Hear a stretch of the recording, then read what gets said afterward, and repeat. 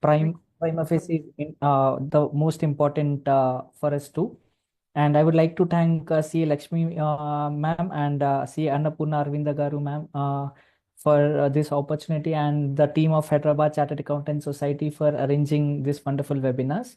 With this, let us start today's topic. I will share my screen. Just give me a minute.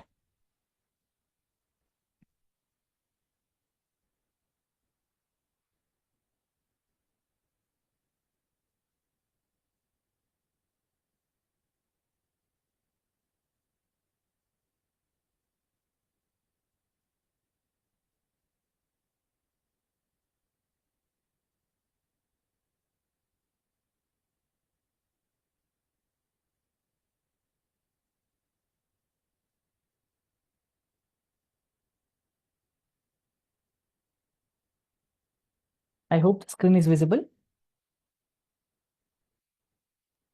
Yes, Arpan, it's visible. Yeah, thank you.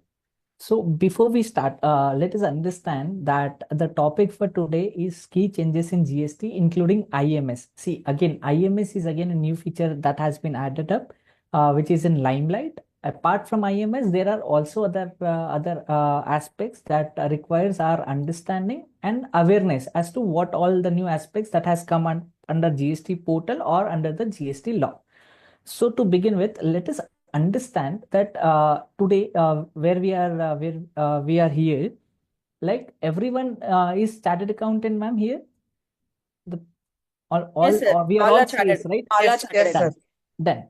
So see, let us understand. If you are 100 in numbers here, see, if almost all are chartered accountants, I believe that few of us would be, many of us would be into reviewing the data, and a few of us would be filing and reviewing, but majority of us would be reviewing the data. That is what the prima facie understanding I have when it is the today's participants and the delegates who are attending the session.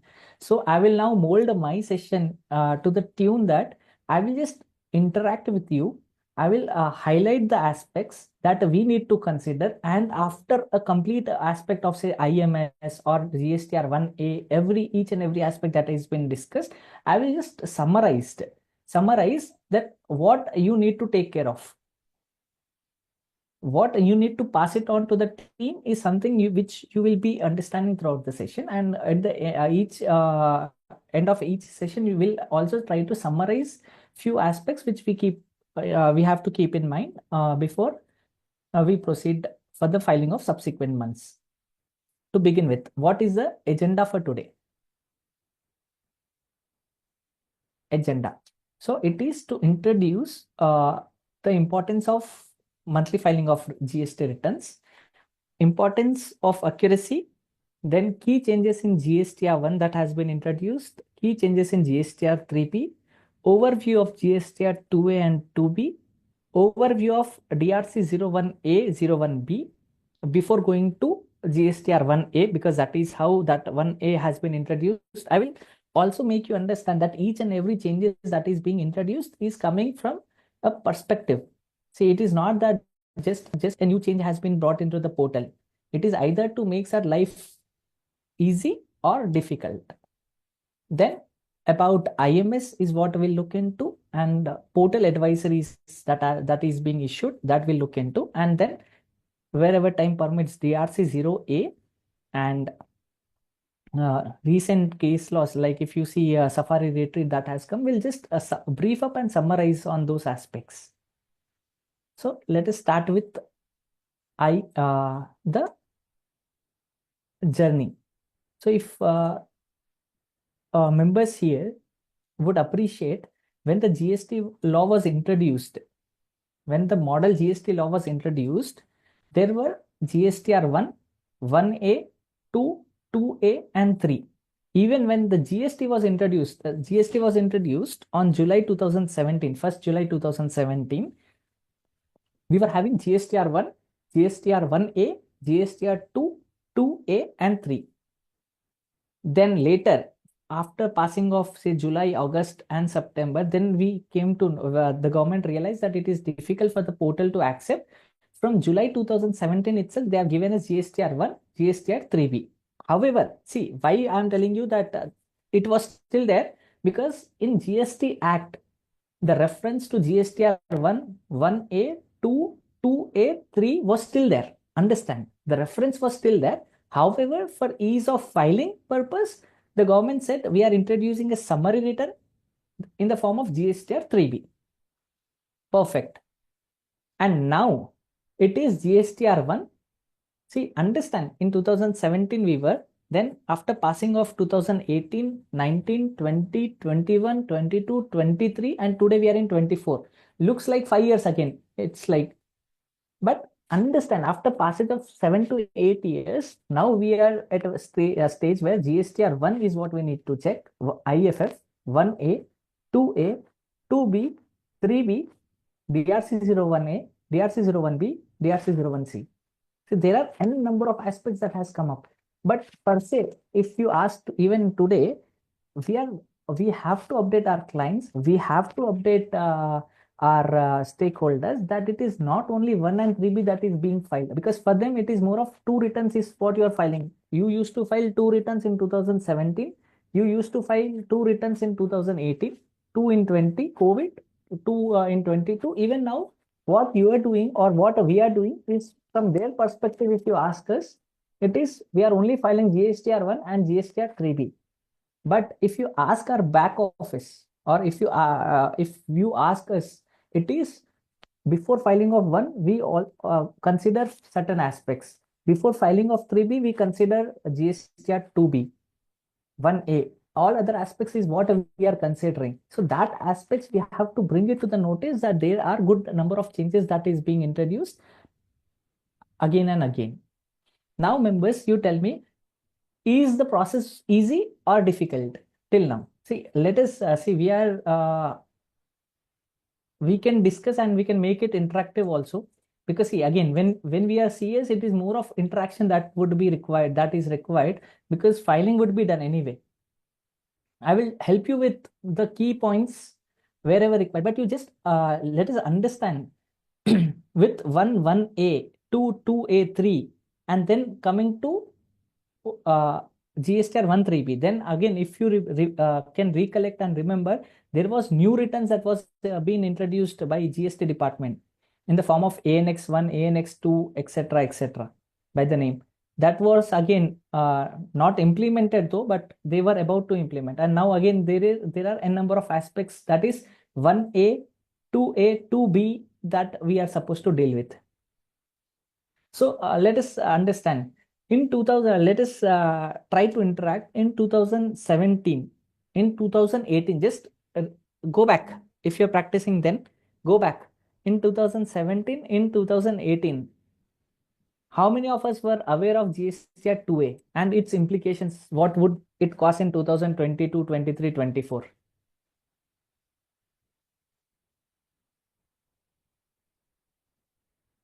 Anyone? How important GSTR-2A was in 2017, please?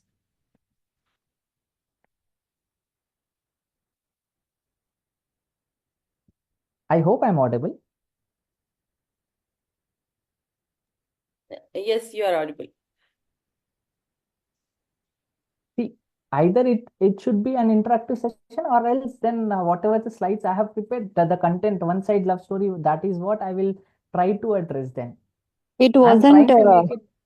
trying to make it interactive. Let us, because see, ultimately returns would be filed. That is my guarantee by the end of this session. Whatever the changes that has come up, I have that ability that I will summarize it in 15 minutes and I will tell you what the gist of the session was, if required. Again, a recap of the session.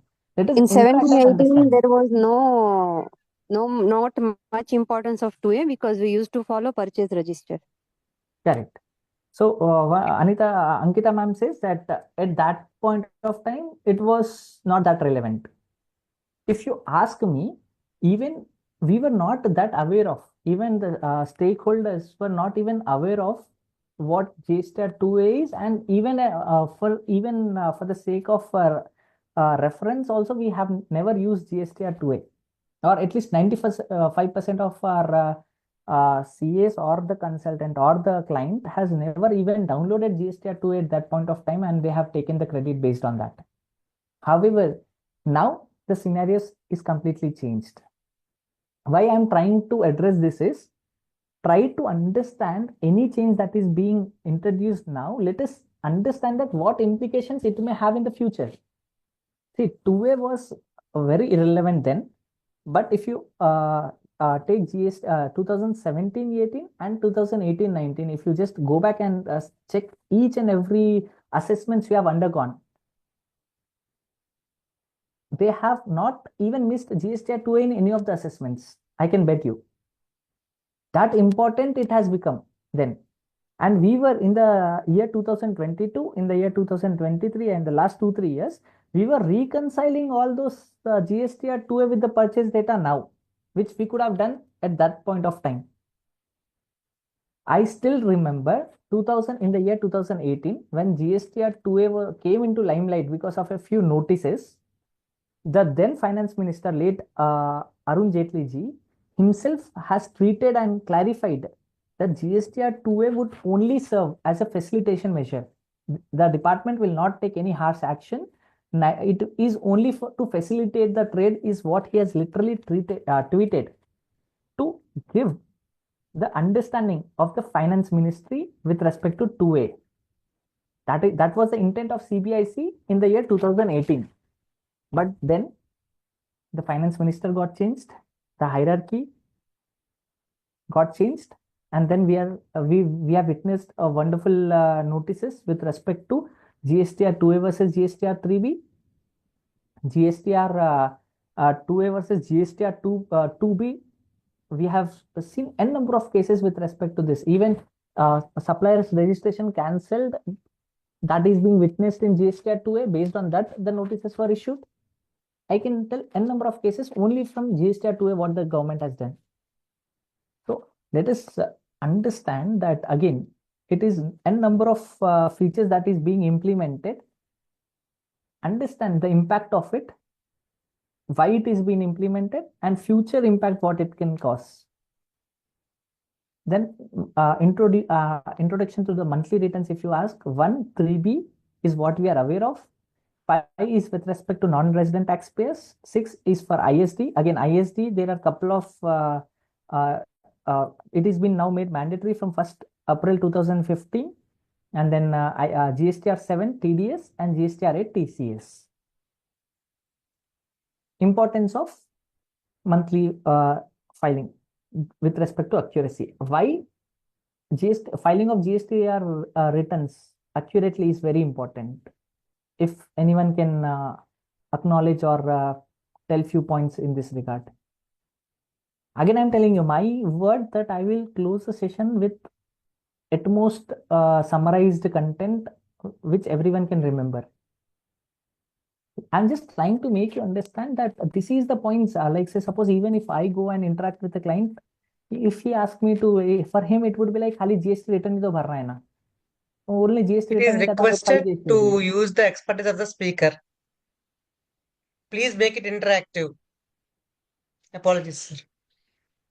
No problem, ma'am. Thank you. See, why I'm trying to make you understand is, see, there are a couple of points apart from provision. Also, we should understand why I'm trying to make you and I'm trying to reiterate this thing is, see, if why I'm trying to because of the say importance. If I go and interact with the client, for him it is like, sir, GST return kada file chesedi. How I usually tell to the client, the importance I will make him understand. Sir, మీరు ఒకప్పుడు ఏమైనా చేంजेस చేయాలంటే సెప్టెంబర్లో చేసేది. आपको कोई changes करना है तो सितंबर में करते थे. Like we used to have time till closure of income tax returns then. However, if you ask today, the moment if I file my 12-month GST returns, 90 to 95% of my financials are freezed. So you don't have much of the time to do adjustments then. Earlier, if you used to have say 6 months of time, today you don't have. So that is how I project them, and that is how even I want you to make this. I want to make you aware that important GSTR-3 return is, or GSTR-1 return is, or GST returns are. So the moment 12 months returns are filed, it is as good as financials are draft prepared. Subsequent month GST returns.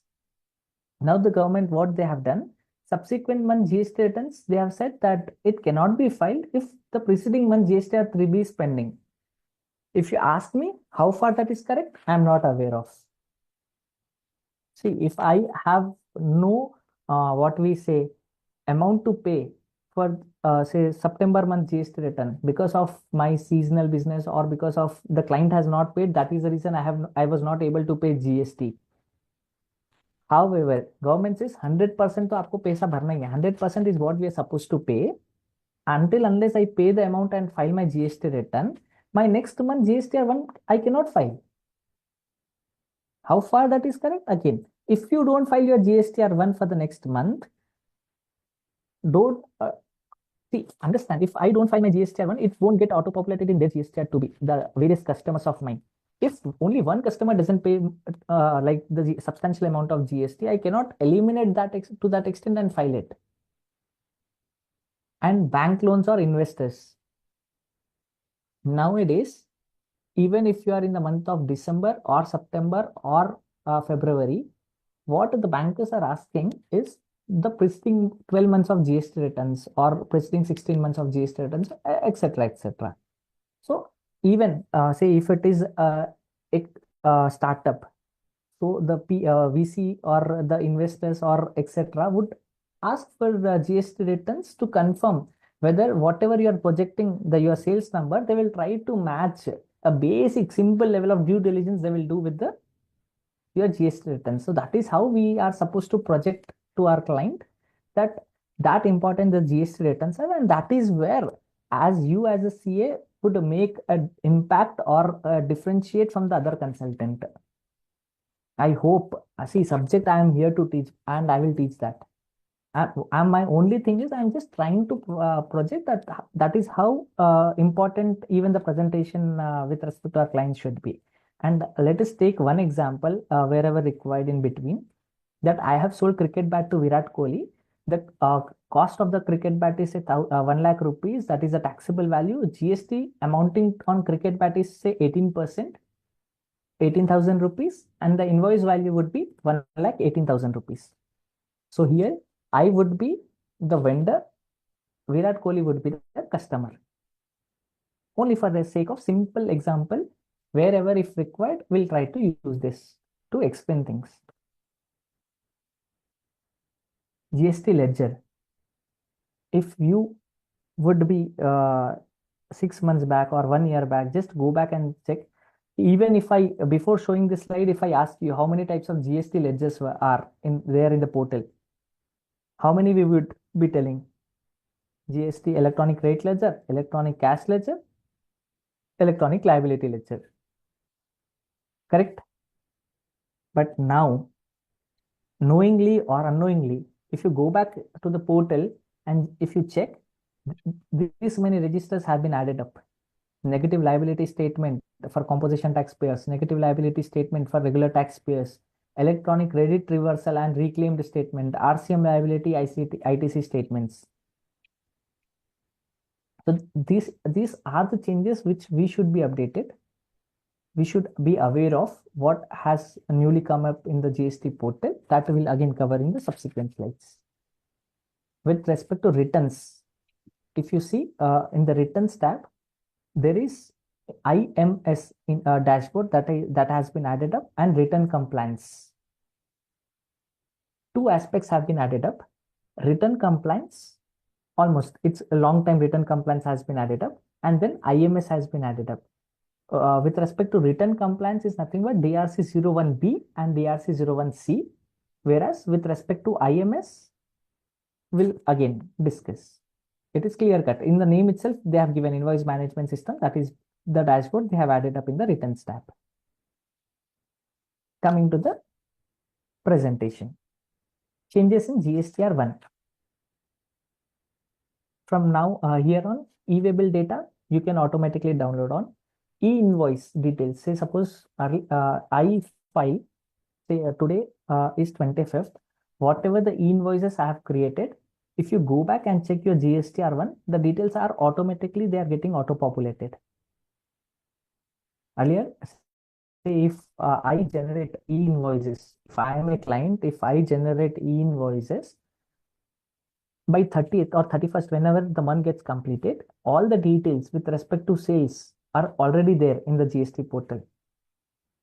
So for client, if you ask me, he will be like, sir, आजकल तो क्या है, पूरा auto populate ही होता है, you have to do nothing, आपको तो खाली देखना है, एक्सेप्ट करना है. You have to just see and accept. మీరు just చూసి యాక్సెప్ట్ చేస్తే సరిపోతుంది కదా, పని ఏముంటది జిఎస్టీలో. That is how it comes from the client end. From our end, what he says is correct. There would be few details that won't get auto-populated, or I have to cross-verify. There are n number of aspects. So one aspect is true, that if a client who is enabled for e-invoicing and is preparing e-invoice for all the invoices, and if all are B2B, then it is as good as the auto-populated GSTR-1 can be filed after reviewing. So hardly any work we are supposed to do there. Then there are few changes with respect to e-commerce operators and B2C large invoice reporting, the new change that has come up recently. This is how the e-waybill tab looks like. Say, when I click on the e-waybill option that is there on the right side of the corner, import e-waybill data, this is how recipient details, trade names that appears. If I put on the processed records here, these are the records. If I select all, or if I select pertaining to 1 or 2 invoices, and if I import it, the details will get automatically imported from e-invoice. If e-waybill. If e-invoice is enabled, automatically that will get reflected. Now coming to GSTR-1 B2C large invoices. Notification number 12 friends has come up with respect to CGST, wherein revised reporting threshold for interstate sales to unregistered or consumer parties have been notified. Wherein earlier, what we used to do is in B2C large section, if we used to report only where the values exceeds 2.5 lakhs. So previously, the threshold for such reporting was 2.5 lakhs. Now, interstate sales made, if I am say from if Virat Kohli is in Andhra Pradesh and Arpan is in Telangana, and say Virat Kohli is unregistered, interstate sales, if I'm making to an unregistered or consumer parties exceeding 1 lakh, must be reported in B2CL section of GSTR-1. Say if the cost of the bat was 2 lakhs. So earlier, if you ask 2.5 lakhs, I'm only supposed to record in B2C, that's it. Anything over and above 2.5 lakhs, if there are transactions, then I used to report in B2CL. Now they say they have reduced the limit to 1 lakh. So if I say sell a cricket bat to Virat Kohli for 2 lakhs rupees, now I'm supposed to report it. The effective date of this implementation, the change was from August 1, 2024. So now it is introduced. Sales less than 1 lakh, this will continue to be reported in B2CA section. Applicability, the change applies to regular taxpayer and SEZ. For both of them, the change applies. This is for both like GSTR-1 and GSTR-5. What are the key changes GSTR-3B? See, why I'm not even asking questions why it has been done, etc., because this is a procedural or this change wherein let us understand. If it is 2.5 lakhs, we used to report 2.5 lakhs. Now they have made it to 1 lakh, we'll report 1 lakhs, because it is more of a reporting aspect. Wherever required, we'll try to make it interactive and we'll try to understand how it is, why it is done, and how it can be, how we can improvise on that. Now coming to key changes in GSTR-3B. Adjustment of negative liability is there. They have introduced adjustment of negative liability from previous tax periods, if any, has now been implemented in form GSTR-3B, effective from September 2024. I still remember wherever I used to have physical sessions, at least alternatively, in 2 sessions, at least one doubt what I used to get is how to address this negative liability situation and any change that has been implemented. After again a period of 7 to 8 years, this change has been introduced, wherein we were suffering. What I was supposed to do is say portal GSTR-3B, GSTR-1 used to take credit note. Portal GSTR-3B, will not have option to record negative values. By that, what I was forced to do is I was forced to make computation in Excel, record it. Always remember, say suppose if there is a credit note that was issued in the month of April 2024, there was no positive values in April, no positive values in May, no positive values in June 24, no positive values in July 24. However, a positive value comes in August 24. Each and every month I used to track, I used to open the computation, I used to check whether any values that are being missed. Or say suppose in when we were doing annual return for the very first time, we have started annual return GSTR 9 and 9C in the year 2020. Pre-COVID, post-COVID, we have started GST annual returns. However, while filing GSTR 9 and 9C, we have ourselves realized couple of cases where the returns were filed by the accountant or the client itself, wherein we have realized that the negative values were not considered in the subsequent months, and that was a loss to the registered taxpayer, because for him,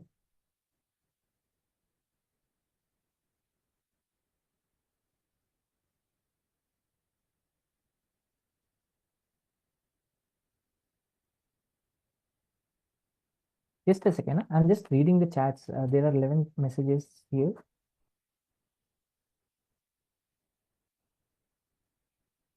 Done. Okay.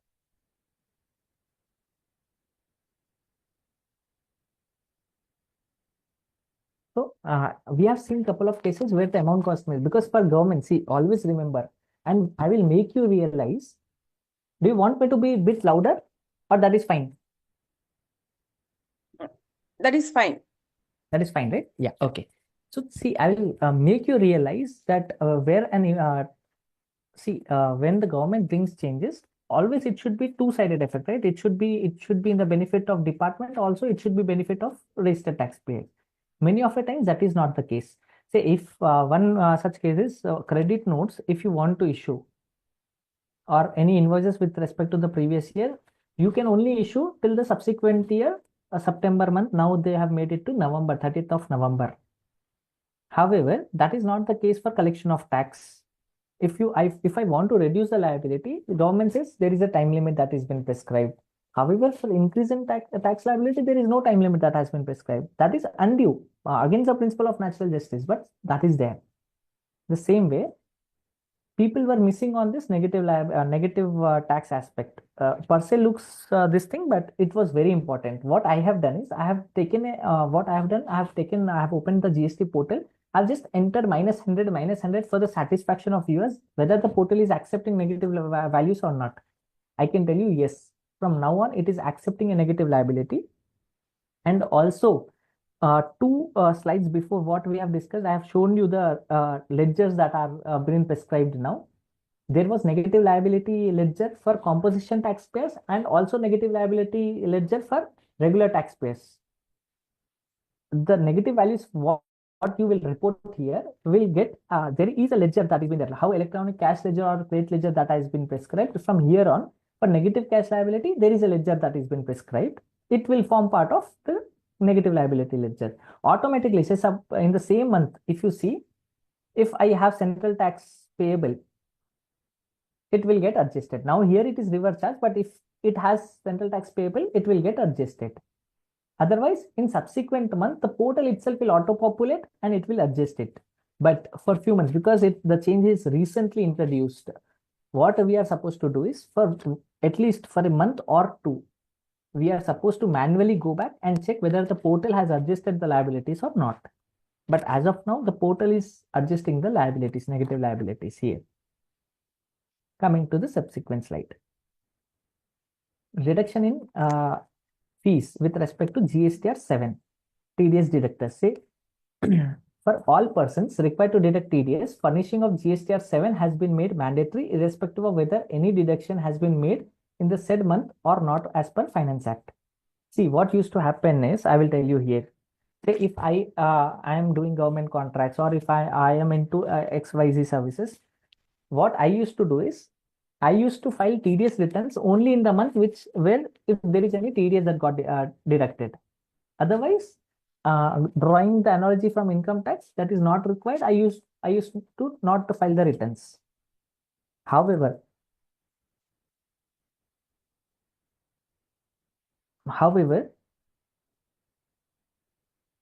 just a second.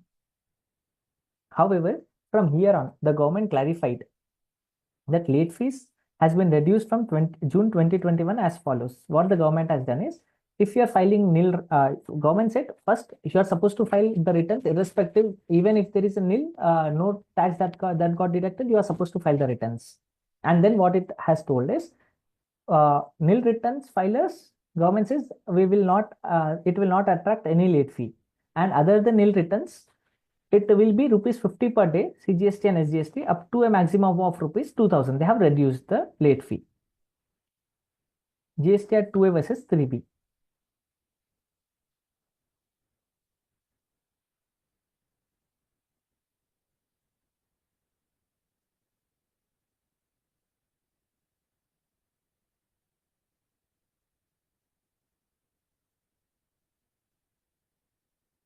By now, we all are aware again, at least to the extent of GSTR-2A and 3B, 2A, 2B or 2A, 3B, I can tell you at least 2A, 2B. We are aware. 2A is dynamic, 2B is static. At least we can make it interactive here. Again, see, purposefully I've kept 2A, 2B. The intent is again to compare it with 1A and IMS. So that is the reason a brief understanding of what is 2A, what is 2B, if we are not aware of, I've just kept one slide. At least here, can we have an interactive this thing? What is GSTR-2A? Again, earlier not notified. However, we are aware that it was very dynamic. From 1/4/1/2022, the government said they are introducing before itself they have introduced 2B, but they have told it is static. Only for a particular period, the data will get reported, and it would be a static this thing. No specific cutoff dates. Real-time updates, GSTR-2A will get real-time, it will get updated real-time basis. However, 2B will be generated on 14th of every month. Invoice dated 25th October, filed by the supplier on 10th of November, will appear in GSTR-2A of October. However, here it will be reflected on the subsequent this thing. Now, just for the sake, again, practical this thing, let us discuss. If majority of the what we say notices and other aspects, the department, what it is doing is, it is considering GSTR-2A. It is considering GSTR-2A, the data from tax comparison reports. I hope you also have this thing that if you would have noticed, department considers values of GSTR-2A as per tax comparison reports that is been there in the given in the returns tab. Correct or wrong?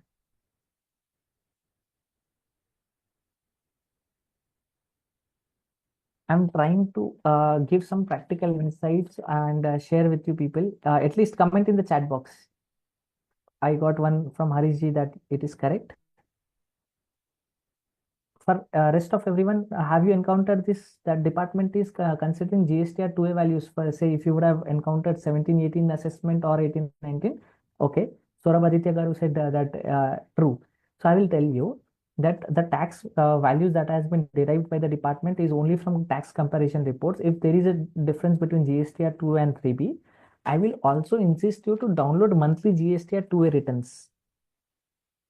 I will also insist you to download monthly GSTR-2A returns, compile it, like total it. In many of the occasions, say if you are using software, say Specta or ClearTax, some softwares are there. They are generating us two reports. GSTR-2A as per portal, GSTR-2A updated as per software. You will see that there is a change in values. If there is a change in value from the software, or if you are not using software, I would at least tell you that please go back and download the monthly GSTR-2A reports for that particular period, compile it, and if there is a difference, please submit this data to the department, because department is like, they are not intending to consider the updated values. And in fact, in couple of assessments, I have like literally argued them that this is something which is already available on the portal and you are supposed to consider. When it is again, many of the times aspects differ, say facts differs. If the client or the registered person is registered in state department, if it is registered or assessed under central jurisdiction, again the scenarios differ. The state department usually considers that sir portal ఏది ఉంటే మేమైతే అదే consider చేస్తాం. For him, even if you download and give the data, is of no use. However, I would tell that please give it in writing that these are the aspects to be considered.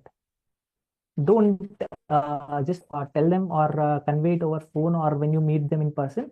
Give them in writing that sir this is updated from the portal. Draw some chart and give it to them so that that is how things would be for your good use. And even if it is not being considered in appellate forum, in tribunal, on one shot, in one hearing, your case would be in your favor. Hope I'm sounding good. This is with respect to 2A. The practical aspects I'm telling of GSTR-2A where we are facing difficulty in the current scenario. The recent changes with respect to 2A is 2A got this circular got issued that we are department is considering.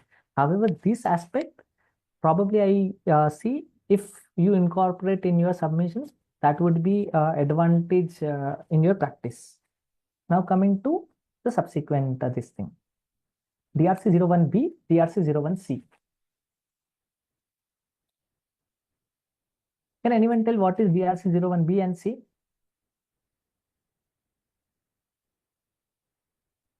Automated GST notices addressing mismatches. See, DRC-01B and DRC-01C are automated notices. I still remember the day when DRC-01B, DRC-01C was introduced. We have compiled, we have prepared a short update, we have shared it in the online forum, etc., etc. When in one of the client, we have received a notice in DRC-01C with respect to ITC mismatch. I will address it. You will get astonished that the department, when I am talking to the assistant commissioner there, he's like, sir, we haven't issued any notice. You have not received any notice. It is a myth that he has called you and told you. He is not aware that system itself has sent the notice. I am telling him, sir, some notice is being received. మీరు పంపించారా అంటే sir మేము పంపించలేదు. I told sir, at least look in the portal. Your team would have sent, and it's like we are not even aware of this kind of aspect, because see, always understand department gets plus 2 years additional time to get themselves updated. However, that is not the case of with us. So what we have done is, I will just tell you what we have done after this slide. So for the time being, understand DRC-01B and DRC-01C are automated GST notices addressing mismatches. The purpose of they being introduced was to ensure accuracy in tax liability and ITC claims. It is to ensure accuracy. DRC-01B is with respect to sales. C is with respect to ITC. 1B, what it talks about is tax liability mismatches between GSTR-1 and GSTR-3B or IFF or GSTR-3B. Whereas for C, it is DRC-01C, it is ITC mismatches between GSTR-3B and GSTR-2B.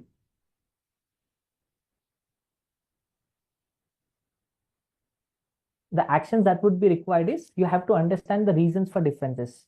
If you have genuinely have reasons for differences, either it could be timing difference or say suppose you have taken ITC for the previous period in the current month. At that point of time, you have not paid, not taken the credit, but you have taken it now. Or with respect to tax, you would have not paid then and you have paid now. So if any timing difference is there, please respond it. There is an online option that is being provided. If you respond to the notice that is been received, system will allow you to file the return. Otherwise, if no action is been taken on DRC-01B and DRC-01C, the portal will not allow you to file the return as well.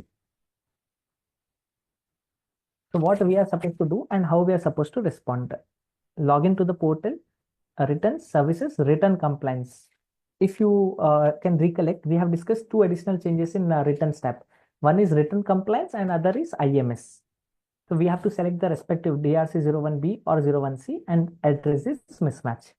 one point of practical this thing is, if say suppose you are getting some error in GST return filing, once go back and check this GST return compliance tab.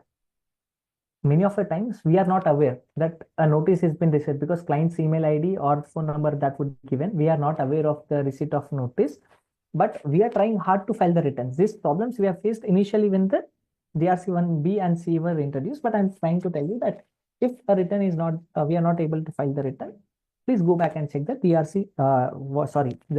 return compliance tab with respect to GRC-01B and C. Now with respect to the department, then we have filed the return online. We have not even told to the department then, because at that point of time when they are not aware of, why to again वो बोलते हैं सोता हुआ share हम उठाई क्यों? So we have not even touched them. From there on, we would have received 3 to 4 times. We are responding on the portal itself, and automatically it is allowing us to file the subsequent returns. The key takeaway here is, when it comes to DRC, when it comes to filing of GSTR-1, always ensure that you are filing GSTR-1, at least don't keep it for 11th, but keep it for 10th. Lastly, see, if 1 or 2 returns filed on 11th, that is fine, because what is happening is, we are not aware. Say, when you are filing the GSTR-1 for the client on 11th or at 6:30 p.m., you realize a notice is being issued with respect to DRC-01B or C. You are asking the clients to prepare the necessary computation.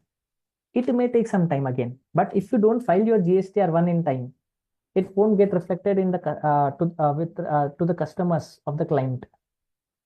If it is not being reflected, the payments are being halted and the working capital gets affected. So GSTR-1 plays a very prima facie importance from here on. Then coming to GSTR-1A. Just give me a second.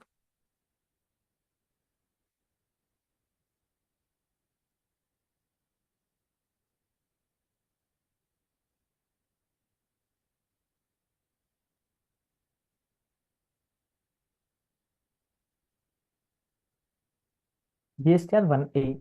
This advisory dated 26th July 2024. I have prepared a summary for you people, GSTR-1A, and manuals and FAQs dated 1st August 2024. Key silent features of Form GSTR-1A, that the government, again, what I will try to do from here on is the changes will try to go ahead, and then later we'll brief it up for our easy reference. Okay. The government-wide notification number 12/2024, what they have done is they have introduced Form GSTR-1A, and understand GSTR-1A, if you look at into the third, this thing is an optional facility.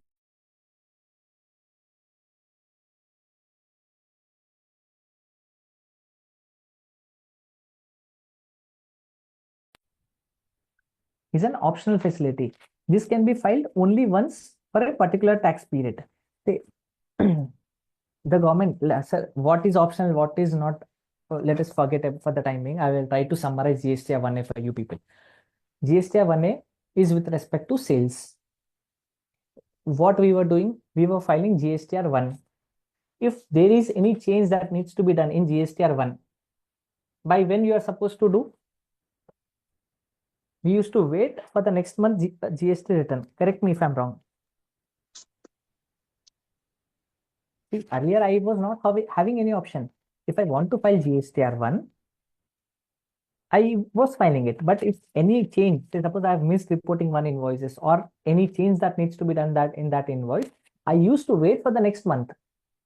Probably by then, till then, my payment was used to be, they used to kept it on hold, or probably the moment if I have not filed, but if I say suppose I have shown one invoice which actually was not, say I have shown one invoice that cricket bat sold to Virat Kohli for 1 crore instead of 1 lakh, and the auto-populated values were say 18 lakhs instead of 18,000. For the timing, let us understand. Arpan Bohra is a very small person, very small taxpayer. Do you want me to pay 18 lakhs now and later issue a credit notes and adjust it, or should I go ahead and just pay 18,000 for the time being? Though the values auto-populated is 18 lakhs. See, in the given one scenario case law, like scenario example illustration, I have sold cricket bat to Virat Kohli for 1 lakh. GST component was 18,000. I was ready to pay. Instead of 1 lakh, I have mistakenly entered 2 zeros extra. GSTR-1 is filed. The same used to get auto-populated in GSTR-3B. Now GST portal is asking me to pay 18 lakhs rupees. Should I go ahead and pay or not is the question. I hope I'm giving very small and layman examples for easy understanding.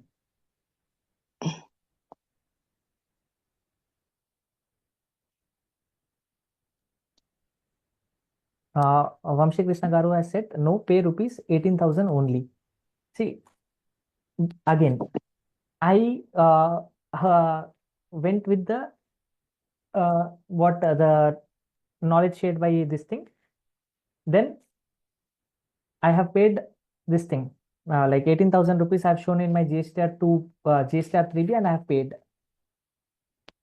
Understand why I have taken DRC01B, 01C. The moment I pay only 18,000 here, system will throw me a notice in the form of DRC01B that in GSTR1 you have shown so and so amount. In GSTR3, while filing GSTR3B, you have filed so and so. Yeah, you have shown 18 lakhs payable in GSTR1. You have shown 18,000 rupees only in filing GSTR3B. Then the government realized, see, ultimately it is increasing the workload of the stakeholders, the department and the assessee. So what the government has done is they have introduced DRC01A. They have introduced DRC01A, stating that any changes that needs to be done, you can do it before filing of your GSTR3B. Understood? I hope I'm very clear, sir and madam here. So what the government says, it is being made available from August 2024, and then effect. Say suppose if I make the change of 10 lakhs, again I make from 1 crore to 1 lakh, GSTR3B, the moment I file my GSTR-1A, it will give the effect with respect to sales. Say suppose if I am Arpan, I have sold cricket bat, in my GSTR1, it will get reflected in the same month. Well, before my GSTR3B, if I make the change, 18,000 rupees is what the values that will get auto-populated if I amend the invoice.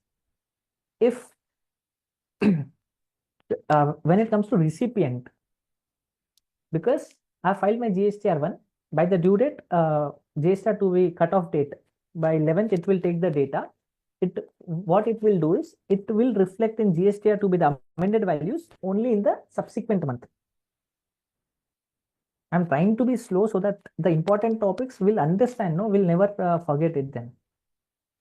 From the supplier's perspective in 3B, same month the effect should be given, and in the recipient 2B in the subsequent month.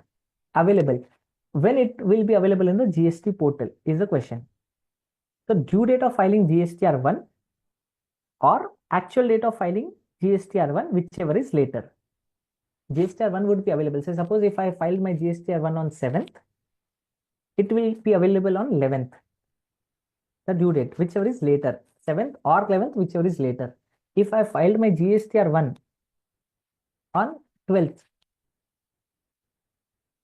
then it will be GSTR-1A would be available on 12th. Harish Garu has asked me to explain the example once again. Which example you are referring to, Harish Garu?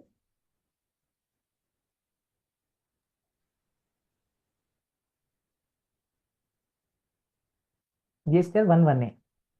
See, Harish Garu, the example with respect to Virat Kohli is very simple. See, I'm trying to make the lives very simple by giving examples so that we'll remember for long. I have sold cricket bat for 1 lakh rupees to Virat Kohli. 18,000 rupees is what I'm supposed to discharge. Instead of, while filing GSTR1, I have given this task to one of our staff. Instead of 1 lakh, they have entered 2 zeros extra. 0.00 was there in the invoice. They have entered it as, say, for the timing for easy calculation, they have entered it as 1 crore. Now, the portal is asking me in GSTR-2A auto-populated data, it is asking me for the liability of 18 lakhs rupees that I'm supposed to pay, which I will not be in a position to. I'm very small taxpayer. Then what I will do is I will open GSTR-1A. Post my GSTR-1 filing, it will be available. I will open GSTR-1A. I will amend those that invoice. Instead of waiting for the next month, I will amend it here itself. And then I will file my GSTR-3B so that it will get filed accurately and I will avoid the future notice. See, even you can see as if I'm one of the what we say, if I'm listening to this thing, for me, one of the thought process would be like, I can manually edit it. I'm not telling you you will not be in a position to edit it. You will be in a position to. But the moment you edit it manually, you are inviting a future notice. So the correct course of action would be file GSTR-1A and then file GSTR-3B so that it would be an accurate filing and you will be avoiding the notice. Now coming to the availability. Availability we have discussed, right? Again, we have one question. I filed credit notes in GSTR-1 and I amended the credit notes and removed in GSTR-1A. How will the credit notes appear in GSTR to be next month to the recipient? It will appear in the next month itself, madam. For the recipient, it is next month. For the supplier, it is in the same month. Again, try to understand. Let us not go into complexities. A few people would be interested, few people would not be, but for recipient, it is the next month GSTR 2B that would be reflected in, because again, cutoff time is gone. GSTR, see, understand, GSTR 1A, the due date is post 11th. By then, GSTR 1 is filed, 2B would be generated on 14th based on the data pre-filed. So it will be appearing in the month of subsequent month. Now coming to the next this thing. Example I have written, say October 2024 GST return we have discussed. Available till form GSTR 3B is filed. See again, if I file my GSTR 3B, then can I file my GSTR 1A? No. The pop-up will open only till GSTR 3B is filed. Once 3B is filed, then we cannot file GSTR 1A. Taxpayer can't file Form GSTR 1 for the month until he files Form GSTR 3B for the previous month. Okay. Change or amendment with respect to GSTN. See, change or amendment with respect to GSTN is not possible.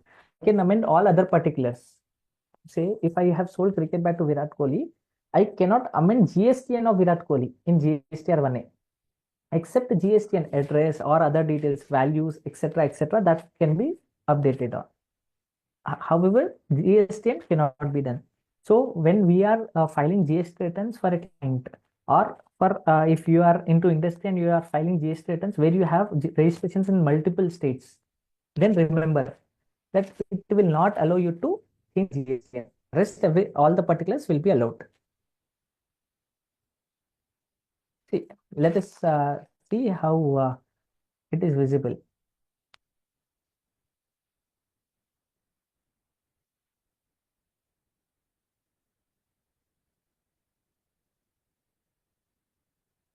Just a second, I'm sharing my screen again.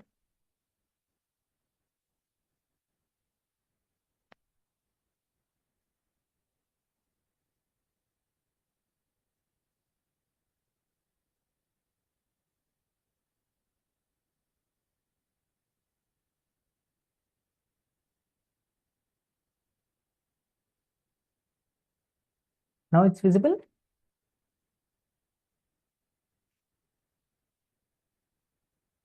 The screen is visible. Please confirm. Yes, Arpan, it is visible. Yeah, thank you, ma'am. So now coming to the dashboard, how it looks. So now say now GSTR 1 is not filed. If GSTR 1 is not filed, GSTR 1A won't be visible because it will be visible post filing or due date, whichever is later.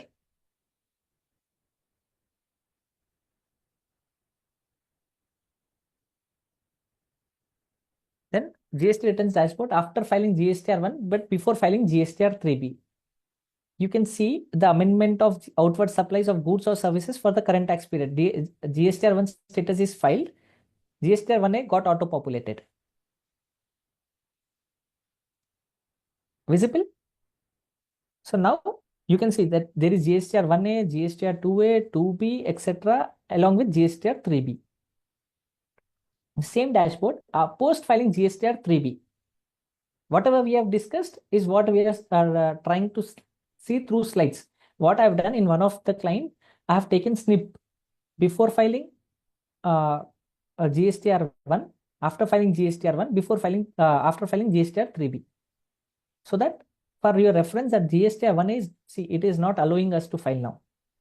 That is what we have explained in the preceding slides.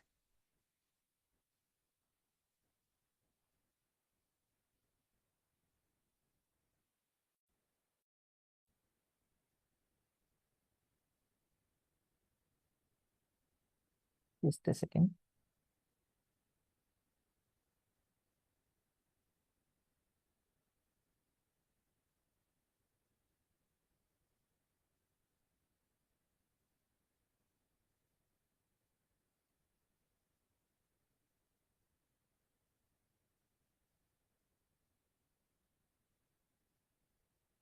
Give me a second.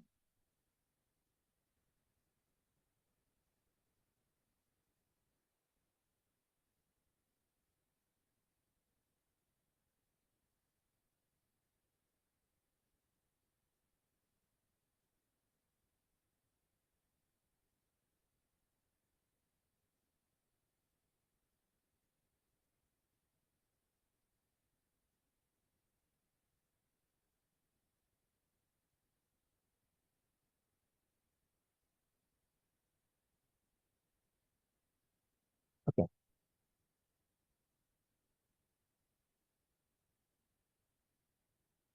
So I will try to summarize this way, that we have to understand when it can be filed, how it can, how we do file GSTR-1, the same way GSTR-1A is to be filed. There is no major change. Just we have to, we should have our understanding that how we do GSTR-1, the same way GSTR-1A is to be filed. So same login, navigate, download the details, etc., etc. The same things hold good. Step 2 file is taxpayer can follow the step. Add the amended records, click on generate summary, proceed to file statement. Same aspects are covered in GSTR-1 as well. If you look into, this is only to make you understand that boss 1A are nothing but twins that who are born. Only thing is 1 has come all the way long, and 1A is department is being introducing after the span of say 8 years. However, see 4A, 5, 6A, 7, even tab numbers, etc., etc., are almost the same. So 1A are more of like twins with same identities or similar identities, I can tell you.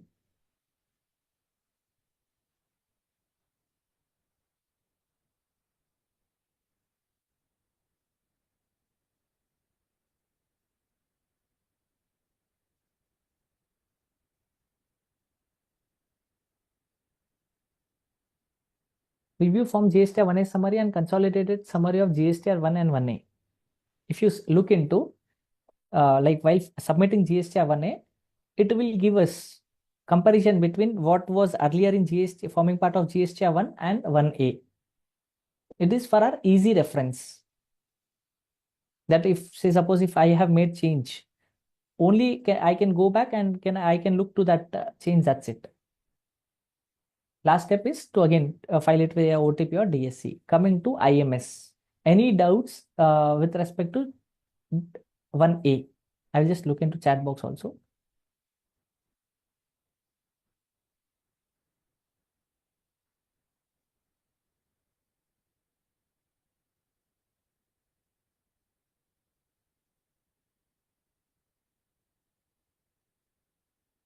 Deepti has asked me a question. What we'll do is we'll park this and we'll take it at the end.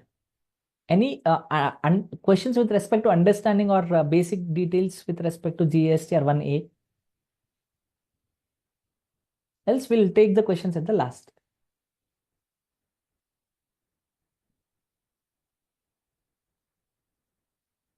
IMS. What is IMS? Can anyone tell? By now, we are aware of what is IMS, is that it enables taxpayers to efficiently address invoice corrections or amendments with the supplier through the portal. So IMS is for the recipient, say whoever avail the ITC, it is from ITC perspective. A new communication process is being bought at the portal. This will facilitate, etc., etc. These are the advisories also issued by the department. Various multiple advisories has been issued, and I have compiled it for easy reference. It will be available from October 2024 month. Like 14 November was the very first day when we have looked into what is IMS. How to access dashboard, services, returns tab, IMS. We have already seen in the very first slide of the GST portal. We have seen that returns compliance and IMS was there. And then file GSTR-2B would be generated for the period October 24 on 14th November, considering actions taken on IMS. The first GSTR-2B would be generated after taking the actions on IMS on 14th. It is optional. Understand, GSTR-1A and even IMS is optional. It has also been clarified via advisory dated 14th of October. It is optional. Say, it is not that you have to mandatorily file IMS. However, if you want to do any changes like what we'll be discussing in the subsequent slides, then you have to file the IMS. Otherwise, it is optional. The source for the subsequent slide is from draft manual on IMS, FAQs on IMS, advisory on IMS, additional FAQs on IMS.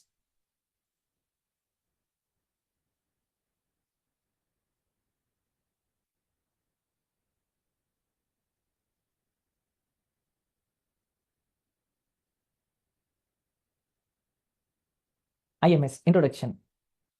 So, here I have only taken the inverse supplies, but now if you go back and see, there is suppliers view also available, but to avoid confusion, I have taken inverse supplies in IMS for our discussion. This is how, when I open IMS, it looks like. It is more of like B2B invoices amendments, B2B invoices debit notes, amendments, credit notes amendments, invoices with respect to e-commerce operators and amendments. What we are supposed to do here is, there are 4 action points: no action, accepted, rejected, pending. See here, accepted, rejected, pending.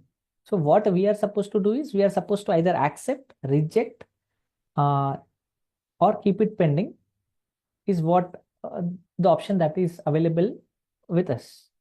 Now what here it is, say if it is accept, what will happen is, if the invoices that is being reflected in the IMS dashboard, if you accept, it will move from IMS to GSTR-2B as accepted. It will form part of your GSTR-2B of that month. If you reject it, it will not form part of your GSTR-2B of that month. If you keep it as pending, it will stay in IMS and shall not form part of your GSTR-2B. If you don't take any action, it will be like it is deemed accepted. See, if I am selling cricket bat to Virat Kohli, IMS will be visible. Say this entry, this invoice of 18,000 rupees will be visible in either Arpan or Virat Kohli. It will be visible in Virat Kohli's dashboard, IMS. So in Virat Kohli's dashboard, if say suppose 1 lakh rupees and 18,000 rupees is being visible, if Virat Kohli accept, it will come into GSTR-2B of the same month. If he rejects, it will not come into the GSTR-2B at all. If he keeps it pending, it will not form part of GSTR-2B. Or if we don't act, it is more of like a deemed acceptance and it will form part of GSTR-2B. Generation of draft GSTR-2B. Filed invoices or records shall only be considered in computation of ITC. And another aspect is, if action is taken later in IMS, GSTR-2B shall be regenerated. See, unlike GSTR-1A, which can be filed only once, that is not the case with IMS. IMS, it is more of like I can regenerate IMS multiple times. Like GSTR-2B earlier was more of static. See, on 14th data, that GSTR-2B cannot be modified. Now the government has come up with IMS concept wherein they says that a draft GSTR-2B is generated. If you act on it, you can generate regenerate GSTR-2B. If you don't act on it, say no acceptance or no action is taken, then the government says the draft GSTR-2B, whatever that is being generated, that will be your final GSTR-2B. Number of revisions, I'm telling you, n number of times you can regenerate GSTR-2B. So you don't have any what we say restrictions on generations of GSTR-2B. However, the number of generations is restricted till the filing of GSTR-3B. So once GSTR-3B is filed, then you cannot act on IMS for that particular month. Not available in IMS. This is something which we have to understand. Time barred ITC. Say suppose GSTR in the GSTR-2B, if an invoice with respect to 2020, like say 1st April 2020 dated invoice is being filed now, it won't be appearing in our IMS. Ineligible ITC, POS issue. Say suppose hotel related example, I will tell you. Say I have stayed in Taj Hotel in Andhra Pradesh, Vijayawada. I have on the invoice CGST and SGSTB is being charged, and I have given my 36 Telangana's GST number. Then the portal itself will configure it, and it will tell that I am not eligible to claim CGST and SGST of Andhra Pradesh as per ITC rules, and it will restrict it. And also the important aspect is it will not be even available in my IMS. Reverse charge mechanism, any RCM related aspects will not form part of IMS. It will come directly in the 2B. Import transactions, bill of entry will not form part of. GSTR file, GSTR-6, ISD, NRTP, no. GSTR-7, reversal of ITC in case of non-payment of tax by the supplier and re-availment. So these are the aspects that will not be forming part of IMS. Steps that we have to make our business IMS ready. Transact with the compliant vendors and customers. So this is again and again from the last 4 or 5 years from our the time our lady finance minister has come into, she's again and again she's reiterating, irrespective of it. I don't know whose workload is increasing. For me, it is that you do the business with the right vendors, compliant vendors is what she's talking about, and the right customers and the compliant customers. This is been told from 2000, like pre-COVID, it has been clearly made understood that it is the time, it is not an VAT era or service tax era, whether you have paid, whether you have not paid, sab chalega. So it is a time where we have to ask our clients, say many of the times client says that if he has not paid, what should I do? It is clear cut when the finance ministry herself, they are telling that you do and trade with the right vendors who are compliant. Even our job is to make them aware of the same. Now, a recent, there was interaction with our principal commissioner and also the principal secretary when it comes to state. We had this multiple interaction on the same points, like why there is a burden of the other person thrown on me. Say, I need to check whether he's filing he's filing GSTR-1. I need to check whether he has paid taxes on the GSTR-3 through GSTR-3B on the said invoice. I am acting as a security or the CCTV camera of the other person, for which I should see. I am entitled to do my business. Why should I interact with him and I should see whether he's compliant enough or not? However, even the principal commissioner, sir, and even the state, the principal secretary to the state has clearly told, the commissioner of state tax clearly told that you have to mandatorily do the business with the compliant persons if you don't want to get into the trouble. But if you tell that why I should do their job, why should I do necessary reconciliations, etc., they don't have any answers, because they are telling again and again, we are telling, do the business with the compliant vendors and customer. Again, steps to make businesses IMS ready is to coordinate with the suppliers for timely filing of returns, that we are anyway doing. Train your compliance team and equip yourself and stay updated, that we are supposed to do, and that is a major reason we are here. Ensure your ERP is integrated and get periodicals, and we have to see that the periodical training should be get. See, what happens is, if if it is two persons, if there are 10 invoices in IMS, or if there are 15 invoices in IMS, 20, maximum 50, maximum 100, you can accept, reject, keep it pending. Say, for an entity who has not less than 3,000 invoices in a particular month, it becomes a challenge for them. So that is the reason this IMS should be integrated with the ERP, the software, and action needs to be taken accordingly. For this, at least the businesses will need at least 3 to 4 months of time to get integrated. Maker checker concept wherever possible. That is how we are supposed to. That if suppose I have prepared IMS, someone else should check it for the time being. That is how we are supposed to integrate and make our businesses or our clients' businesses IMS ready. When it comes to this thing, we have to tell our team to update themselves on the IMS aspect and see whether to accept, reject, and this thing. For this, what we have to do is, again, we have to coordinate with the client.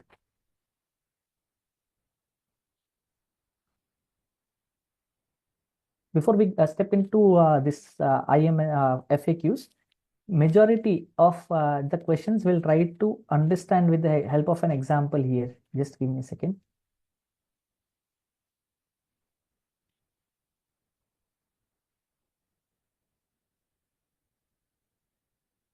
Yeah, with respect to IMS, before we go into FAQs, what we are supposed to do is we should ask the team to. So what 4 action points we are supposed to do? We are supposed to take: accept, reject, keep it pending, or no action. No action is deemed acceptance. So we have 3 aspects. If we don't act, it is as good as every month how GSTR-2B was being generated. The same GSTR-2B will be generated now. Then what the government has come up with: accept, reject, or keep it pending. If what I can tell you is, at least ask your team. I will summarize what all the aspects, and FAQs will. I'll just look into the time. FAQs will look into. I will summarize all the FAQs in very short. Unless until, say, suppose if the item that is being appearing in IMS, say, or the GSTR-2B, say, suppose that is completely irrelevant to your business. You have not even heard the name of the party. Some wrong GST he has put, so that is the reason it is falling under your IMS tab or your 2B. Only take reject actions on those invoices. Only reject the invoices if it is completely, you are aware that it is nowhere you have heard the name of that party. Otherwise, don't act. Say, many of the times I get a doubt. See, I am not going into chat sections as of now, because the moment I am looking into the chat, it is more of like a 1 minute I'm not talking, and other people may not understand that. We'll look into the questions once and we'll try to address it. If you can unmute yourself and you can ask, so that there would be right interaction and a flow that would be there. So in IMS, what we are supposed to do is, if we are sure that this is not forming part of, let us reject it. Otherwise, take no action. Because the accepting pending, for say, if you have 10 invoices for a particular client, then try it on 1 or 2 clients, because unless you try, you will not be aware of what are the actions that you are supposed to take. So try, say, accept everything, accept all. There is again like filter kind of an option that is been given as well. I'm looking into the chat section. I got 4 chats, so just give me a second. Vivek Ji tells that can government mandates how business is to be carried out. I can tell you from the last 5 to 10 years, it is one side direction that has been going on. Not directly, but indirectly. It is more of like, it is being told, or it is ordered that it is to be done this way. And I believe that hardly we have any voice here. Even our institute, hardly I believe that it has any voice. However, see, some aspects are good. Some aspects have almost done good for this thing, because the earlier it was 2A. All the notices were with respect to 2A. Now, if you go back and when the 2B got implemented, I believe that 50% of the notices will be able to avoid. Post implementation of IMS 1A and other aspects, another 20% of the notices we will be able to avoid. New notices, probably yes, with some different reasons if they wish to, but the existing system generated notices we were used to, right? At least to that tune, I believe that we'll be able to avoid. And again, I will just look into the chats and then we'll take up till the option will be available to accept or reject. It will be available, Naresh ji, the option to accept or reject, it will be available till the time GSTR 3B is filed. There is no due date. The due date is before you file GSTR 3B. If the customer has rejected my invoice, how would it impact me? I already showed in GSTR 1 and paid the tax in GSTR 3B. Sir, in next month GST returns, you can, what we say, if he has rejected and you believe that it is to be rejected, like a credit note is to be issued, then you can issue a credit note in subsequent month and reduce your supplies. Because see, you would have filed GSTR 1, that is the reason it got appeared in his IMS, and that is the reason he would have rejected. And say suppose if he has rejected unintentionally, see, it is at very nice stage. We are into a very what we say stage of implementation where everything is new. So inadvertent mistakes happens. So then the government himself, they have issued an advisory that first, if again we'll come to that advisory also. So name is not visible, SHA is visible, but again we'll come back to this question. How would it impact the supplier if ITC is rejected by one of the customers? Would they impact one or more GST returns of the supplier? See, if ITC is rejected by the customer, if it is, I believe it is knowingly rejected. So what you can do is, if there is an issue with the service or something, you can issue a credit note in the subsequent month and necessary action and reduce your liability. If it is by mistake, so what you can do is, we have to, because it is only the first month the IMS that has been introduced. Actually, it was supposed to be introduced from 1st of October and 14th October was the first time the IMS should be implemented. However, that has not happened. It was made, it was made effective from 1st of November, given 14th November was the very first time. So as and when we pass 2 to 3 months, we better understand this kind of concepts again. Will there be any notification we will get if the recipients reject the invoice after GSTR 3B filing? Will there be any notification we will get recipient reject the invoice? Again, understand GSTR 3B, irrespective of it, say if he's rejecting, there is a supplier view also available in IMS. What we have to do in supplier view is only go and check for the invoices if they have rejected or made any if they have taken any actions. Pending accepted is okay. But if they have rejected, that actions you can take and you can incorporate, say if it is rejected, whether credit note needs to be issued or why it is been rejected. Say if it is been rejected inadvertently, he has tried he has tried entering accept rejective and it got filed. Then probably what you can do is you can issue a fresh invoice and see that ITC has been passed on. Is IMS already made active, or if not, yes, Naresh Kumarji, IMS is made active, and you have to see that before you file your GSTR 3B, go back and check IMS. I can tell you, because last month at least we were all occupied. But if any GSTR 3B, what I will do is in last 5-10 minutes, I will just open any of my client this thing. I will take you through the portal where all the options that are being visible. So for our better understanding. So I have done with the questions. Again, I will come to the topic IMS. So we will be taking actions: accept, reject, pending, no action. Better option will always be no action. And if it is accept, reject, better it would be a client that we have to send the generated to be, and we have to confirm with the client. What we have to do is we have to always also check suppliers tab, wherein if we have filed any returns and in their IMS they have rejected it.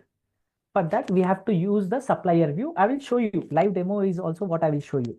First, let us understand one primary aspect that the government missed while giving IMS is that, if you remember, how many of us remember that earlier there was GSTR 1, 2, 3, wherein, say if I missed, earlier there were 5 returns: GSTR 1, 1A, 2, 2A, and then 3. Say if I have, say if the other person, I have filed my GSTR 1. it was not visible in his GSTR-2A. Then he used to file GSTR-2 and include that invoice in his GST return, in his GSTR-2, and that invoice will get auto-populated in my supply GSTR-1A, and then he used to take the credit and he can file his GSTR-3. That was the actual intention of the model law or the GST law when introduced. I was all excited to see when the IMS got implemented whether this option they would have implemented. Otherwise, for a recipient, IMS is most important if, say, suppose I have taken few services from a client. If he has failed to file his GSTR-1 and it is not appearing in my GSTR-2B, how bad it is on my part that even for that I have to pay interest. I have already paid my GST amount to him. He has missed filing GSTR-1 for XYZ reason, but still I am punished at the fault of him.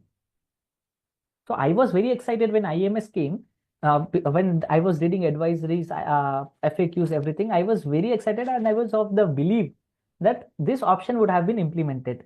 But the government says no. So still today, if we have anything to add in IMS, we don't have any option. We only have an option either to accept, reject, keep it pending, or no action. So this is the big drawback I have observed when it comes to implementation, because it was actually the intent of the law. And say if I am dealing with only one party,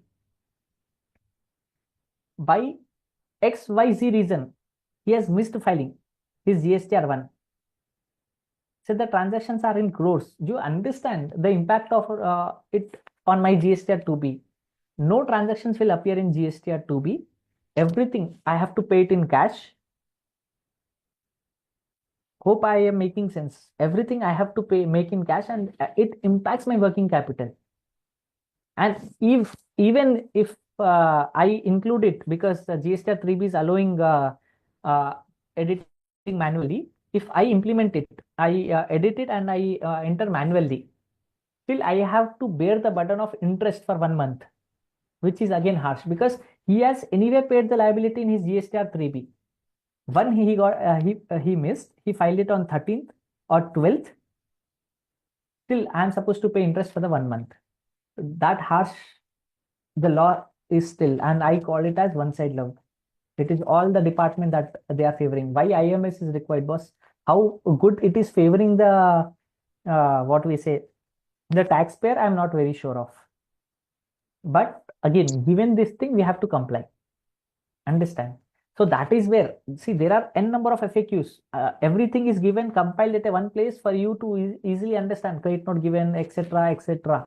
But let us understand the importance of it so that when we talk to the clients or when we are in front of businessmen or the other forums, we have to help them understand the intent and the IMS, what it is and how far that would be. And we have to always tell them that the work is like, because of this new introductions, compliance is becoming tough and tough.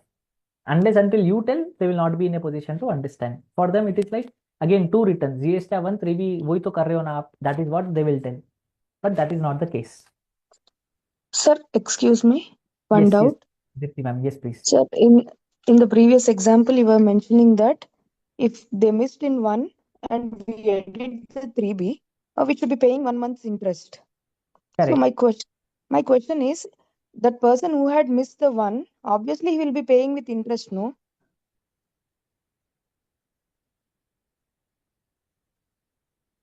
Yes.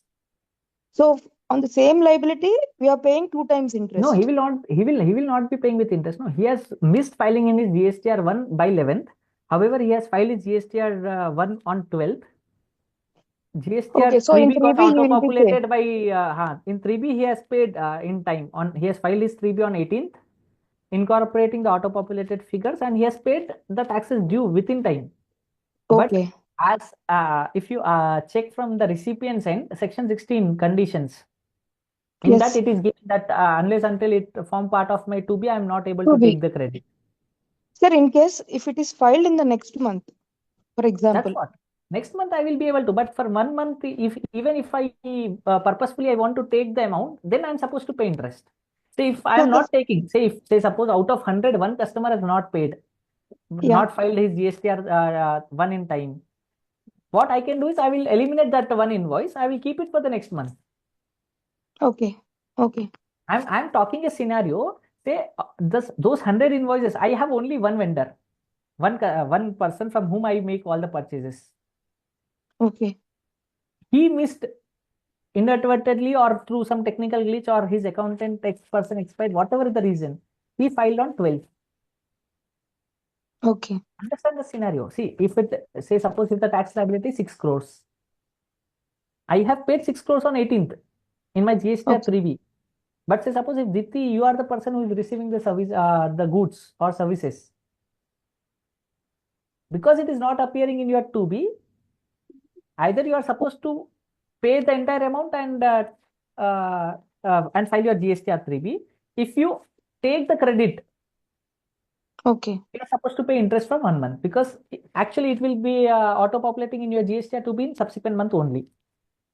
Okay. Okay. So So this even what the what liability is I discharged in yes, 3B, still we are liable to pay that 1 month because interest. for you it is the section 16 conditions you are supposed to satisfy.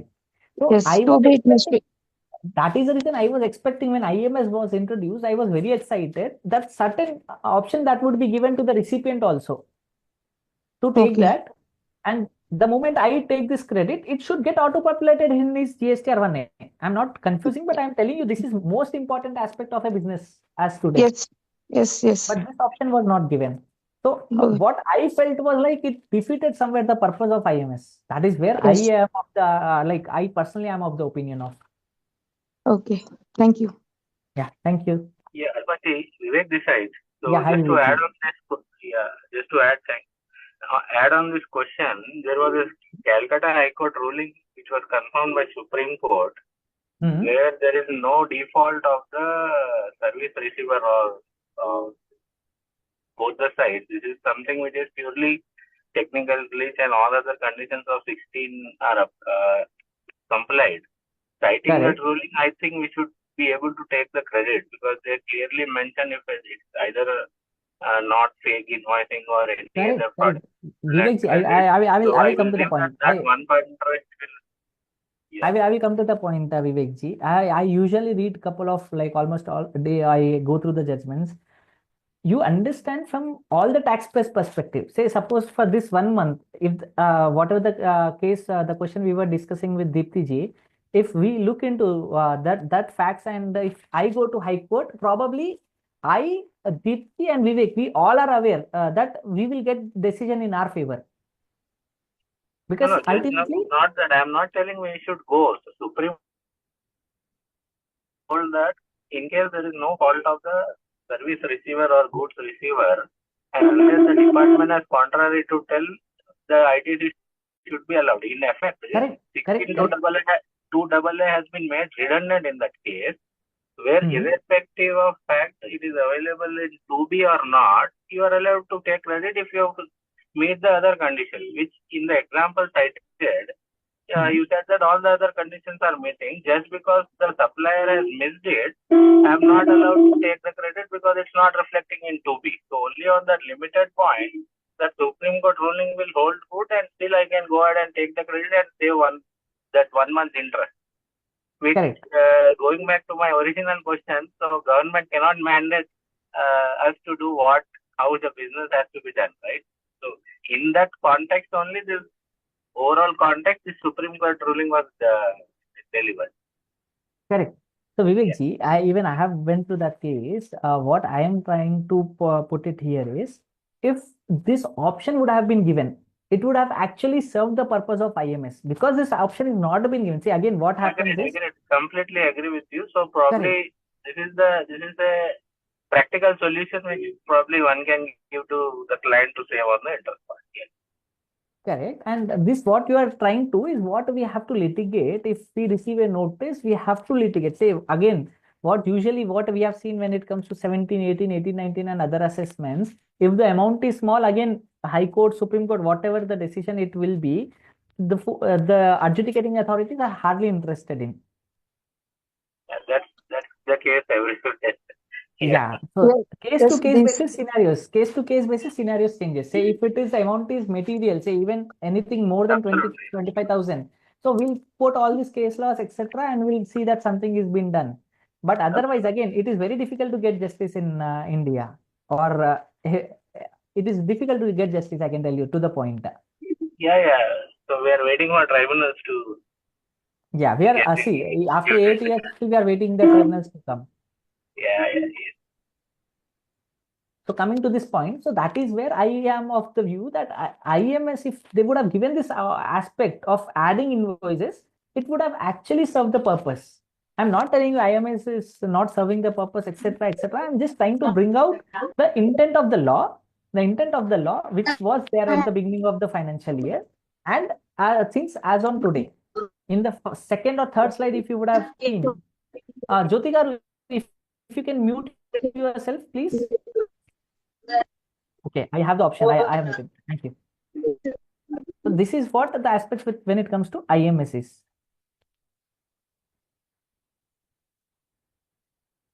The FAQs on IMS, each and every aspect is self-explanatory. I have compiled it. If time permitted, we'll go back and check so that it serves as a ready reference in a single PPT. I have included it. RCM liability and ITC statement. These are a few aspects that has been introduced now. When it comes to say RCM liability, just give me a second.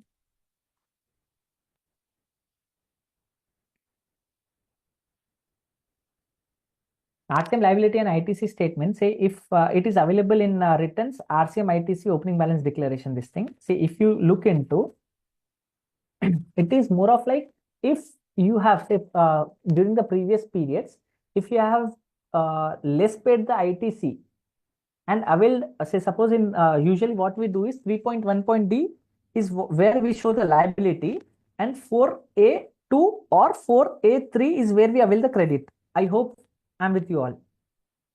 If tax is to be paid under RCM, it is paid under 3.1.D, and ITC is availed under 4A2, 4A3. So if there is, what the government says is, if there is any shortfall in payment or availment, what you are supposed to do is you are supposed to give this declaration of RCM liability. That is what we have to do is before 30th of November, you have to go back and see if there is any excess tax paid, and not excess tax has been paid, but ITC has less availed. You are supposed to report the positive numbers here. Or if the tax has been, ITC has been availed and tax has been less paid, then you are supposed to enter negative numbers here. Again, it is self-explanatory. I have covered in the slide for our reference. The motive of bringing this slide is to make you aware that 30th November still we have some time, because to report the numbers, time is gone. However, to amend the number, we have the time till 30th of November, and I have checked the portal. What I believe, it is still accepting values. So if anything to be filed, please file with respect to RCM liability and ITC statement. Reversal of reporting of ITC reversal opening balance. Say many of occasions, what we have suggested our clients is that to avail the ITC but not utilize, or avail the ITC and reverse it. So if you, if our clients, or in our own cases in our firms, if we have availed the ITC and we have reversed it so that we can re-avail it in subsequent period, again the department has issued a separate reporting ITC reversal opening statement, wherein we are supposed to mention the opening balance of those amounts. New electronic ledger, it is introduced to facilitate correct reporting of ITC reversal and reclaims. It is available from August 2023 for monthly taxpayers and July to September 2023 for quarterly taxpayers. It is allowed again till November 30, 2024. What we are supposed to report in the opening balance here is all the ITC that we have availed and reversed, and we will re-avail it in subsequent period. The opening balance as on July 2023, the balance as on July 2023, we have to report it under opening balance figures. Again, I have quickly summarized. These are the points. If you have, then it is applicable. Otherwise, no. And we have understood that these aspects have been added in electron, like there are ledgers, right? Electronic cash credit, liability ledgers. Apart from that, two more ledgers that has been added is the one which we have discussed now. Other important changes in GST portal. Hard locking of GSTR-3B, auto-populated liability, effective from Jan 2025. Now at least we have an option to manually edit the numbers. After some time, say in another 1 or 2 months, the department, the CBIC, the GSTN is of the opinion that you will not be in a position to even edit GSTR-3B. Any action that needs to be done is through 1A, IFF or IMS. That's it. You don't have any option to even edit the numbers that is been reflected in GSTR-3B. That is how the department is trying to come in times to come. Archival of GST returns data. If you want to save any of the data for the previous periods, I would suggest that please download the data for 17, 18, 18, 19, because after some time, even if you wish to download, it will not be available. This is one of the advisories that has been issued. 996 is available in the portal now. We have a session. I would request everyone to attend it so that all the practical aspects with respect to 9Cs as well, we can discuss the same day, because now, unlike earlier years, now there is a shift change, I can tell you, from GSTR-2A to 2B, the details that the GSTR-9 is picking from, and other aspects that has been introduced. So please, I would request all the members to attend in person and see that you make a note of the important changes from the current year that has been there. Advisories on issuance of notices or orders without digital signatures on issuing authority. See, this is a very important aspect that has been introduced, that the portal has been issued an advisory that they state that even if a show cause notice or order is unsigned, see what happened when if from state authorities, I can tell you definitely, multiple notices were issued. They were not signed. Even the orders were not signed. We have filed n number of writs in High Court of Telangana. Other places also it is filed. I'm just, because we are all from here, a number of High Courts writs were filed with the High Court, stating that order is a very big aspect and it should be signed. Then the GSTN has come up with a clarification and an advisory stating that how to check whether the order or a show cause notice is genuine or not. So the validity of a document, the government says, is on the dashboard tab, click on services, click on user services, and verify the reference number, RFN. Put the RFN number there. Click enter. You will know the jurisdiction from where the notice was issued and the person who is issuing the notices, the designation. You will come to know whether the notice was genuine or not. What the actual background reference is, it is generated through system. So that is the reason they state it is genuine and it is valid, is what the advisory is being told. So this is the reference number. I've just highlighted. If you want to cross check also, RFN is nothing but the reference number pointed out on the left hand side above, ZD360. This is what we have to copy.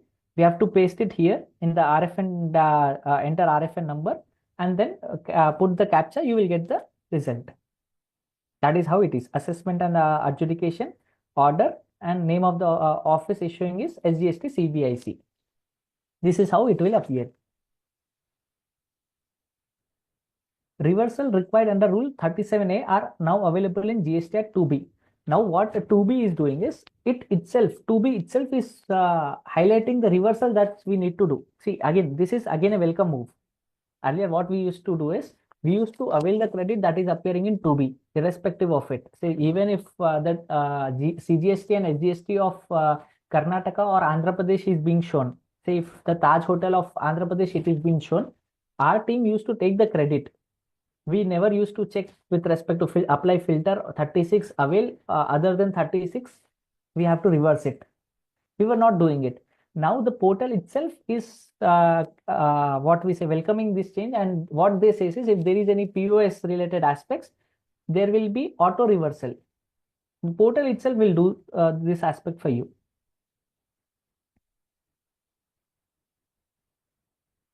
furnishing of bank account details by registered persons. Now, unless until you furnish a bank details in the GST portal, it will not allow you to file the GST returns.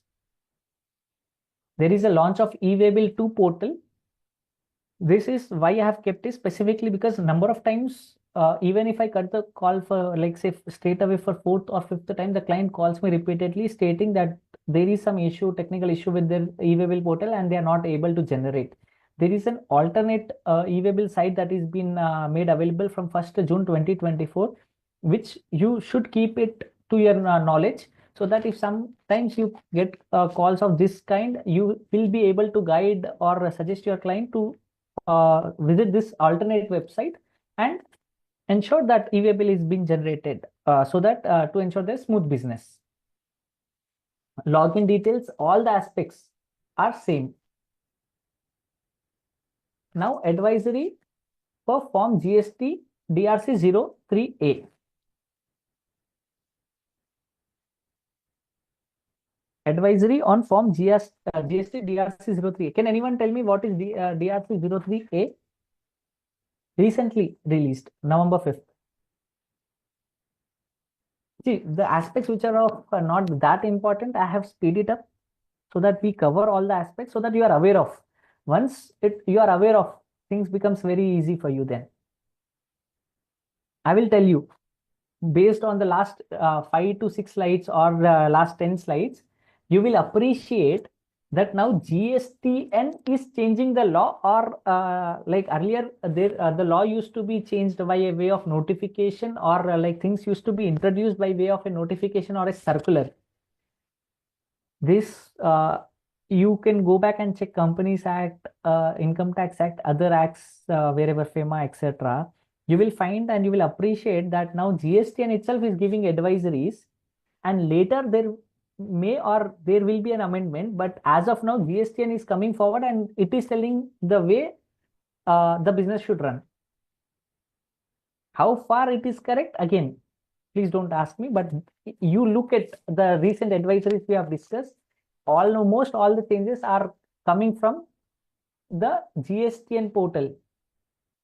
See, if you can look into it, is Team GSTN. It is not the CBIC or a notification that is being introduced. So as Vivek ji was rightly addressing, things are becoming tough day by day, wherein if you go back and just check the updates tab in the GST portal, there are n number of updates that we are getting. And that is where it becomes very important to attend all this knowledge webinars and seminars, so to stay ourselves updated. The more updated you are, the more the possibilities that you will avoid all the mistakes. See, the mistake is committed majority of the times unknowingly, not knowingly. You should appreciate this. So what DRC-03A the department is trying to convey here. Again, I will try to make this interactive, and I will leave it. I will leave the forum open to you then. We are filing DRC-03 if you want to make any payment. 90% of us, including me or our office, what we usually do is we file DRC-03, a voluntary or others or any other option that is available. We click on that aspect and we file it, because till now even department was asking us to give it. Sir, DRC dedo, bas DRC icheyandi, manaku saripotundi, mem drop chesestamu. That is how the aspects were, or will consider DRC-03 even if order is passed. Correct me if I'm not wrong. Even at your offices, I believe that DRC-03 either in the voluntary or under others or other aspects, we were filing it. I'm Yes. awaiting. Yes. So that is how we were doing. Then you will realize post like last 1.5, 2 years back, the department has started working on, say, when there was a due date of limitation for 17-18, 3 to 4 months before that, the department has started working on DRC-03. Whatever the amounts we have paid through DRC-03, we were getting calls from the GST department to share the respective details, why this amount has been paid, if show us the computations or the workings with respect to the payment of amount, etc., etc. Even it was very difficult on our part at that time, because the staff who has done or filed the DRC-03 at that period is not available now. It becomes very difficult for us to go back and check why it has been filed. it has increased our workload to some extent and department's workload to a larger extent. R is 5% and for them it is 95%. The workload has increased. In say if there is a team of 10 persons in an office, 3 to 4 persons were only offsetting the liabilities paid through DRC03 against our demands. I hope I'm making sense. That is how every officers of ours were working at that moment. Now, what the government has done is they have understood. See, what would have happened is we are not aware, but some part like the government, there was all the principal chief commissioner. I still remember Sandeep Prakashji, the Telangana's principal chief commissioner, was personally reviewing DRC03 status each day wise. How many DRC03 you have closed? There was an MIS he used to receive each day wise. I'm telling you, he used to track. That important it was at that point of time. Now what the government has done is they have considerably they have understood the pain of the GST officer, and it is more of like a reverse charge. Now instead of officer doing it, they have told that boss, if that is the case, if you pay everything to DRC, you don't put the reference number of the demand that got generated, etc. It is increasing our workload. So from now on, what they have introduced is DRC03A. What we have to do is, while paying, if you have paid the amount through DRC03, we have to file DRC03A, offsetting the amounts from DRC03. Say if I have paid 100 rupees from DRC03, like others or voluntary I have put, there is an order that is being passed for 80 rupees under DRC07 is issued. That 80 rupees I have to offset, or that 100 rupees of order I have to offset by the DRC03 which I have already paid, and I have to submit it. In short, I will tell you, whenever an order is passed under DRC07, MOV9, DRC08, what happens actually? You tell me. There is a demand that gets created, correct? If an order is passed, there is a demand that gets generated that I am supposed to pay to the government so and so amount. So what government says, while paying the so and so amount, you use a reference towards that notice so that automatically things will be easy for us.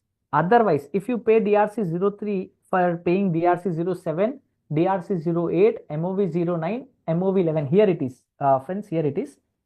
DRC07, 8, 9, 11 and APL04, if you are using DRC03 to make the payment, what they are telling is simultaneously file DRC03A and adjust the outstanding demand generated through DRC, respective DRC07 or MOV11 or AOC04, APL04, and offset the demand is what they are referring to. Again, the process for the first time or second time would be bit difficult. Otherwise, it is very easy. How we file DRC03, it is similar to that aspect only. The government has given a detailed advisories along with FAQs in this case as well. What I will do is, I will quickly take you through the DRC03A aspect, because this is again a recent aspect that has been introduced, and probably now because they have even in this month they have 2021 show cause notice deadline, so probably they are not pitching on DRC03A as of now, but again by the time of say December or January, again they will start calling us and asking us to file DRC03A against DRC03. Again, it is one of the major workload that is been added on our part, and it will reduce the workflow of the government. The GST department, actually they were working on this aspect. They were offsetting manually all the demands. They were taking all the inputs from our end and they were doing that aspect. Now it is on our part either to challenge the order. See, majority of us, we have not even went through the order. See, once the order is passed, how DRC07 is generated on the portal is our responsibility to check whether interest is being asked, whether penalty is being invoked. So what happens usually, if you pay the tax, you don't pay interest and penalty, things are difficult again. But again, we have a third session. Again, we have a third session on amnesty, wherein you will realize this, that if the tax is paid, you offset it and keep it ready so that by the time section 128 that amnesty will be coming into picture, they have introduced couple of forms. You will be in a position to the tax payment is done, interest penalty is waived off. This aspect is also one primarily I can acknowledge the efforts of our Hyderabad Chartered Accountant Society that they have even kept a session on this. So all important aspects are being covered here on. And coming to the questions, I will just take up and then I will run through DRC03A. How can I make the tax payment related to FY 23-24 onwards supplies if I notice it after? You can pay through DRC03, and if annual return is not filed, you include the correct numbers. Put the reference of DRC03 that the correct liabilities has been determined in GSTR-9 and duly discharged through DRC03 dated so and so. To link DRC03 payment to the notice, that is what we are supposed to do. So I have addressed majority of the questions. Shall we quickly run into DRC03A or let us wind up here, or if you have some questions, we'll discuss it.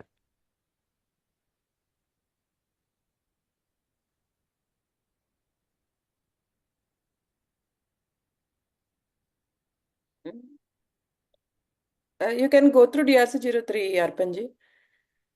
I think Okay. if they have questions, they'll ask. Done. Okay. These are the advisories. My screen is visible or no? It's visible. Okay, I will just make it to Windows. Just give me a second.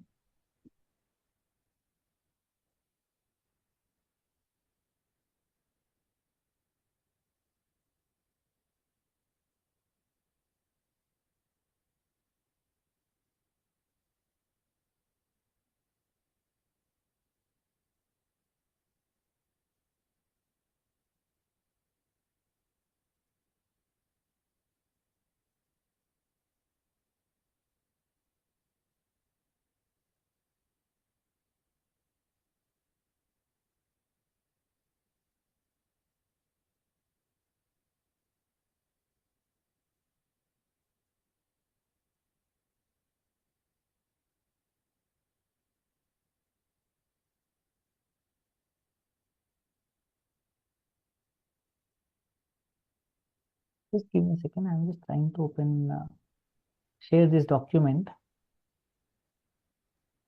Okay.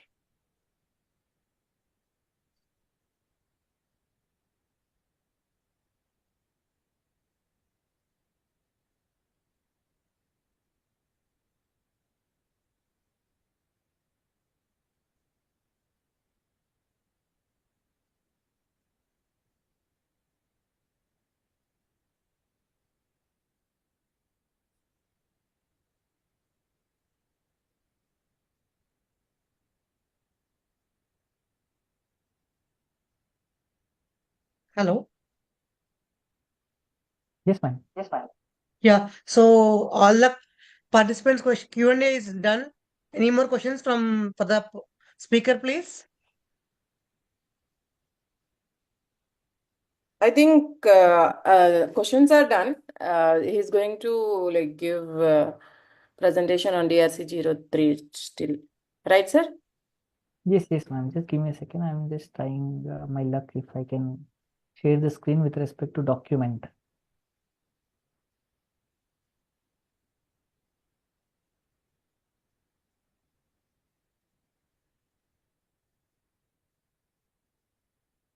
Is it visible, ma'am, now? Yes, it's visible. Yes, sir. Yeah, thank you.